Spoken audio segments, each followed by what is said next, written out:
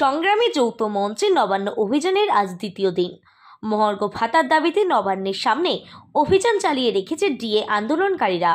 তাদের মঞ্চে উপস্থিত ছিলেন সিপিআইএম রাজ্য সম্পাদক মোহাম্মদ সেলিম।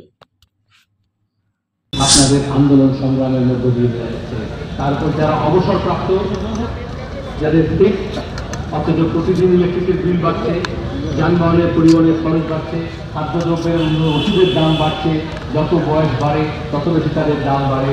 আপনারা তাদের দাবি নিয়েছেন যারা পেনশন প্রাপক তাদেরও দিয়ে অনুযায়ী তাদের হার বাড়াতে হবে। সেই জন্য আপনাদেরকে আমি অভিনন্দন জানাচ্ছি এবং আপনাদের লড়াইয়ে আমরা ছিলাম, আছি এবং থাকবো। শুধু আজকের এই ধর্নায় নয়, যতক্ষণ না আপনাদের দাবি আদায় হচ্ছে, আপনাদের লড়াইটা